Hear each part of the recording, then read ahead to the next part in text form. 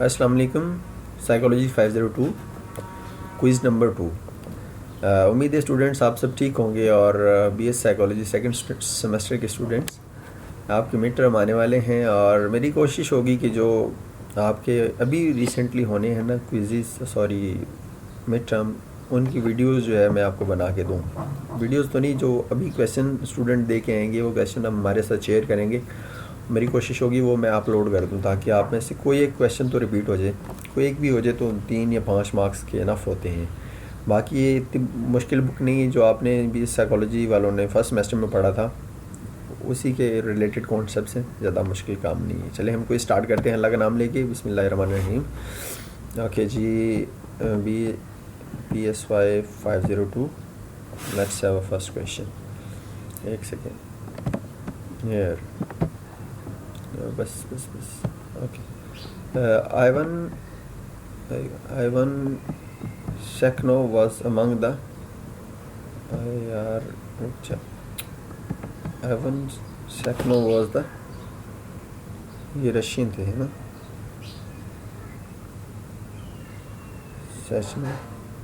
Ivan Sechenov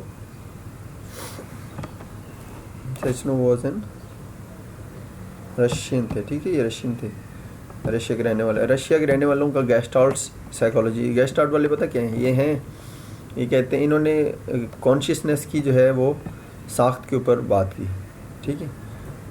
जो जो है ना रशिया वाले गेस्टाल्ट साइकोलॉजी वाले, इन्होंने कॉन्शियसनेस के स्ट्रक्चर पे बात की थी, ठीक है। Edward tall man defined behavior in a precise equation. Identify which of the following is correct.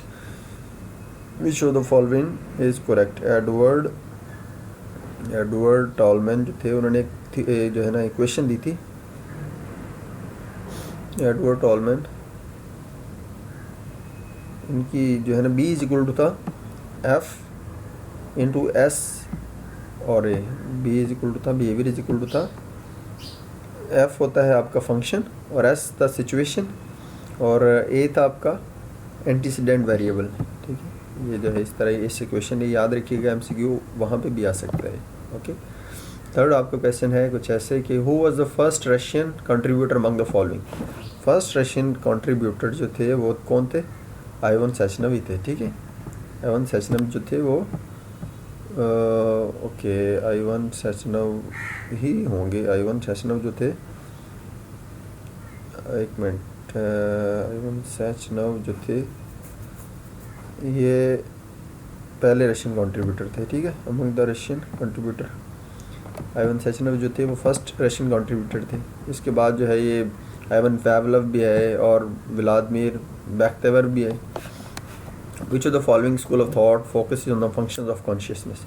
Functions आ जाए तो फंक्शनलिस्ट आ जाता है, ठीक है।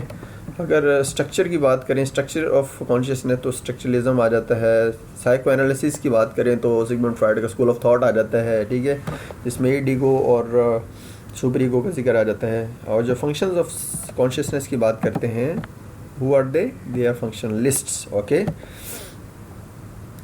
The next question is, who among the following facilitate the transition of speculative outlook of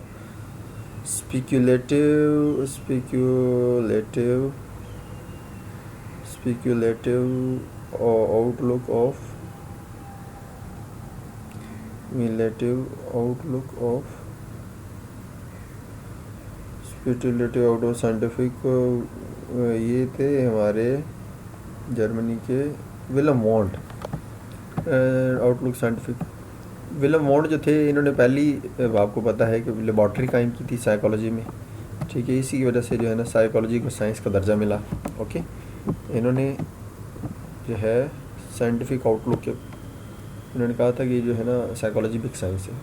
according to the which of the theory emotions are the consequences of the bodily changes. ये क्या bodily changes, ये कौन से थे जिन्होंने कहा था emotion जो है वो बॉडीली चेंजेस की वजह से जो है ना चेंज होते रहते हैं? तो आपको याद होगा कि कौन थे? ये थे William James. Alright, William James थे ना। तो विलियम जेम्स की थ्योरी जो है वो आपको याद होगी, William James Lange theory. Okay, फिर भी मैं एक बार आपको कंफर्म कर देता हूँ। James William James emotion according to emotion consequences of James Lange, हाँ यही थे, ठीक है, James Lange theory. Which of the following stimulus is presented when Pavlov trained dogs to salivate to the sound of the bell even when no meat was presented? तो इसका क्या था, unconditioned response था, ठीक है, अनकंडीशनड रिस्पॉन्स था या conditioned response था। when dogs when no meat, जब आपको याद होगा जब उन्होंने जो है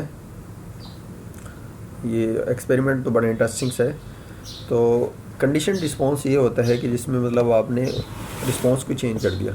When Pavlov trained the dogs to salivate to the sound of bell even when no meat was presented, ये कंडीशनड रिस्पॉन्स ही था मेरे ख्याल में। जी हाँ, कंडीशनड रिस्पॉन्स ही होगा, ठीक है, कंडीशनड रिस्पॉन्स।